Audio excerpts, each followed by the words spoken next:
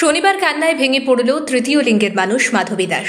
তার ঘরে কিছুই নেই, এমনকি মোবাইল পর্যন্ত নেই। নিয়ে গেছে চোরের দল। ঘটনায় জানা যায় তৃতীয় লিঙ্গের মানুষ মাধবী দাস, যাদের অন্যের উপরে জীবনযাপন, সে একটা বাড়ি বানিয়েছে ধর্মনগর রেলগেট সংলগ্ন সিগন্যাল বস্তিতে। গতকাল তার ঘরে চোরের দল হানা দিয়েছে। এ খবর পেয়ে সে আগরতলা থেকে ট্রেনে 2টা নাগাদ ধর্মনগর আসে। এসে সরাসরি তার ঘরে একজনকে নিয়ে প্রবেশ করে এবং কান্নায় ভেঙে পড়ে।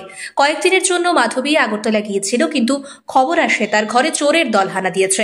তার ঘরে যা রয়েছে সর্বস্ব তোলপাড় করে, এমনকি মোবাইল, অলংকার সর্বস্ব নিয়ে গেছে চোরের দল। শনিবার সে এসে ধর্মনগর থানায় একটি ডায়েরি করে এবং কান্নায় ভেঙে পড়ে। তার কথায় তাদের জীবন হচ্ছে মানুষের করুণার উপর নির্ভরশীল। এই করুণার উপর নির্ভরশীল জীবনে যদি কেউ চুরি করে সর্বস্ব নিয়ে যায়, তার আর সারা জীবনের কিছুই থাকে না। একই রাতে চোরের দল হানা দেয় কলেজ রোড স্থিত শুভদীপনাথের দোকানে। সেখানে টিন কেটে দোকানের ভেতর প্রবেশ করে মূলত নগদ টাকা, তার কাছ থেকে 60 থেকে 70 হাজার টাকার মতো ছিল, সেই টাকা নিয়ে পালায়। সে ধর্মনগর থানায় সম্পূর্ণ ঘটনা জানিয়েছে এবং ধর্মনগর থানা থেকে একদল পুলিশ সম্পূর্ণ ঘটনা পর্যবেক্ষণ করে এসেছেন। একের পর এক ধর্মনগরের চুরি হচ্ছে, আর পুলিশ বাবুরা পর্যবেক্ষণ করে দায় সারা কাজ করছেন বলে অভিযোগ। নমস্কার স্যার, আমার বাড়ি সিগন্যাল বস্তি রেলের জায়গা। আমি হিজরা কিন্নার। আমার নাম মাধবী দাস। আমার ঘর শুরু হয়েছে, আমি আগরতলা আসলাম স্যার।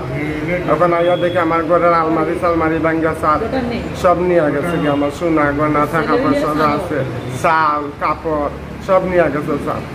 আমার কিচ্ছু রয়েছে না স্যার। আমার ঘরে কাজের বেটি আসছিল, এই বেটি আমার ফোন করছে। আমি আগরতলা তো কালকে রাত্রে 2টার ট্রেন আইছি, দিনের 2টার ট্রেন আইছি।